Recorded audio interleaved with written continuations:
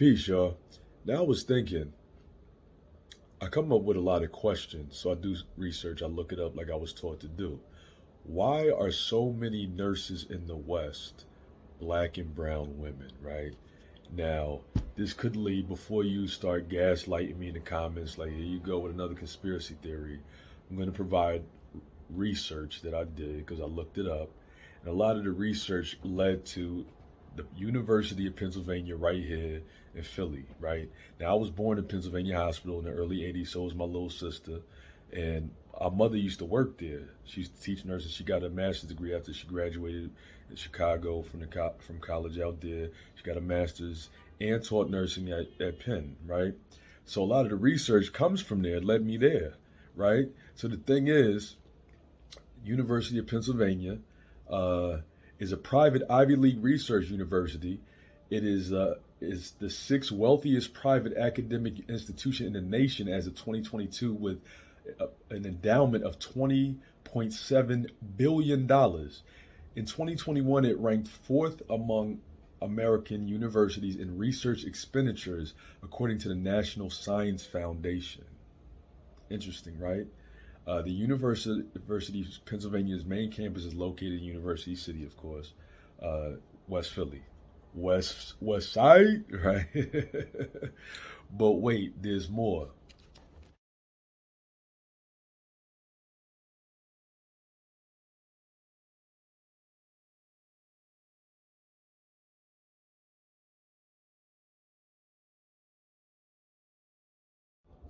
So the University of Pennsylvania was founded by Benjamin Franklin. Didn't know that, so I did this research. Never even thought about it. But I was thinking, why do a lot of the nurses that I know, they have similar personalities, and even if they're not political, they have the same ideologies, right? Same leanings. So in the research, also I'll put the link in the description, nursing.upenn.edu, right? In 1962, the Public Health Service develops the Nurse Scientist Graduate Training Grants Program. This initiative provided support to university graduate science departments that agreed to open their programs to qualified nurses for interdisciplinary research. Coronary critical care units open at Bethany Hospital, Kansas City, Kansas, and Presbyterian Hospital, also in West Philly, Philadelphia, Pennsylvania, right? Now, this is where it gets wild. um, in 1964, the Nurse Training Act was enacted by guess who? President Lyndon Johnson. So I don't know if you remember when in 07, 08, when Hillary Clinton was running against Obama and she said what people took to be racist, that Lyndon B. Johnson did more for the civil rights than MLK. This is what she was, one of the things she was talking about. The Economic Opportunity Act included funding for neighborhood health clinics, sites in which early nurse practitioners were trained and able to open practices. So this is why in a lot of places, nurse practitioners can run their own practices with or without a doctor. They can write prescriptions. All of this, I knew this when I was a kid because of my mom. Now she didn't run a practice or nothing, but she was able to write prescriptions. It gets even deeper.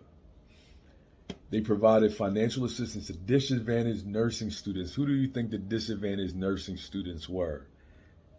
Disadvantaged, disadvantaged. That's their political way of saying black and brown, right?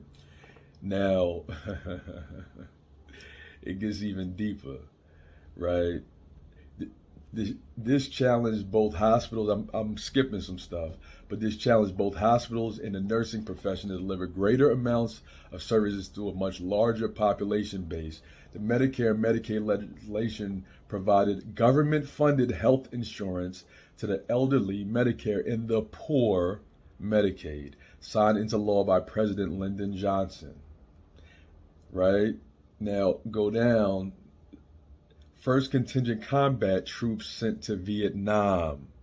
This is during the Vietnam War. It gets deeper. I'll get to that in a second. But in 1967, the Nursing Educational Opportunities Grants Program is launched, providing, guess how much? $8.4 million in scholarships to 15,900 students. So if you think about the ages of a lot of nurses, they're like 70 and under. My mom is 69 years old. So think about the nurses you know, their daughters, their granddaughters in their 20s now. Their personalities, the independent women that make money. There are a lot of the nurses that they choose the profession because it makes good money. Ask them if they know this.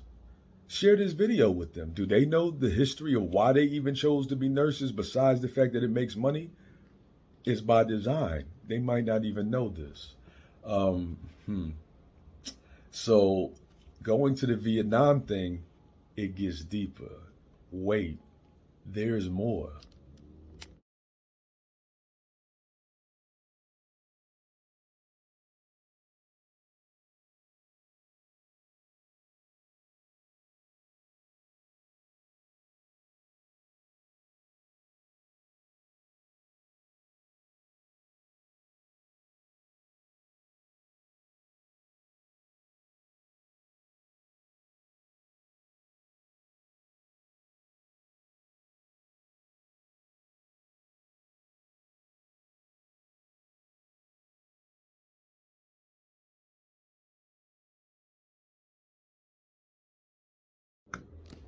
So when I said black and brown, this is part of why they make all this stuff political with the POC stuff, right?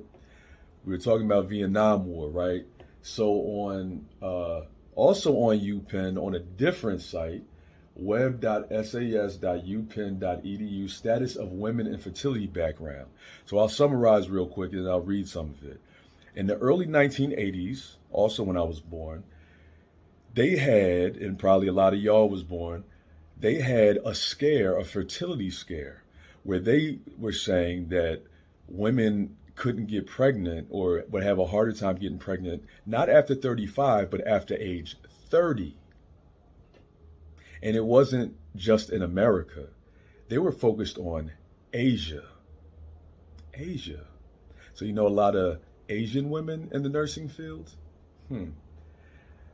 Is a study called SWAF, SAWF, a comparative study of women's status and fertility in 5 Asian countries. In the early 1980s, fertility theory was in something of a lull.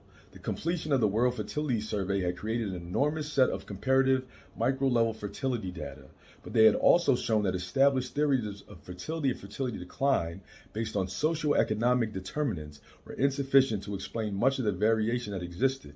An increasing number of theorists, researchers, and commentators began calling attention to remaining fertility differentials that they attributed to women's status. In places where women's status were high, Thailand was a frequently cited example. Fertility was lower than might be expected on the basis of developmental indicators alone.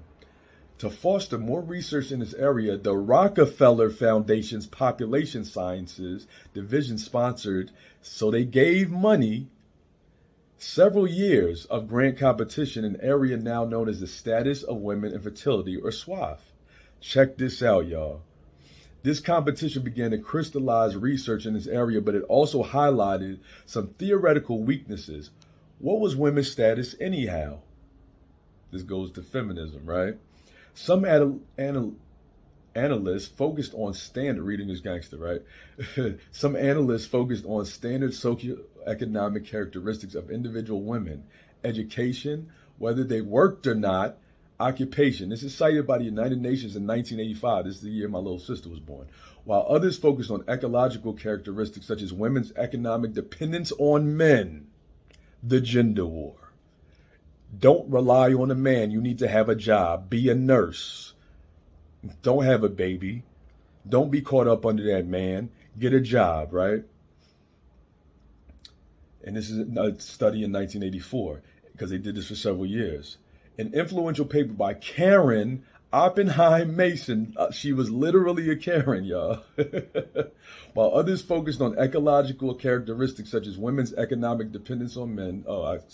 In An influential paper by Karen Oppenheim Mason reviewed the status of women as a theoretical construct and emphasized its multidimensionality, and that women's status is best understood as a property of systems of gender stratification, that the status of women is defined in relation to that of men. The gender war has been going on for well over 40 years. So you go back to the 60s. Now, the 60s, when Lyndon Johnson did that, that is during the civil rights movement, y'all.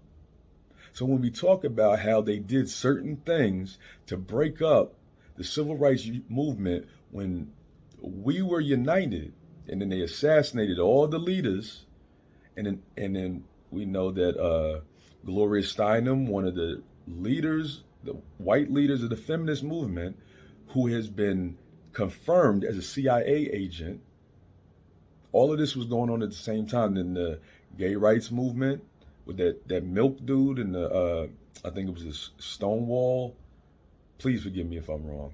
In upstate New York, right? All of this was going on at the same time in the late 60s. Vietnam War. This swath is in Asia. Now you got the 4B movement where women in Korea are saying they're not going to have children, they're not going to get married, they're not going to do all these things. I'm saying, y'all, reading is gangster. Check it out. Be aware of what's going on. I'm not saying don't be a nurse. I'm not saying that. I'm just saying be aware of the agenda and move accordingly.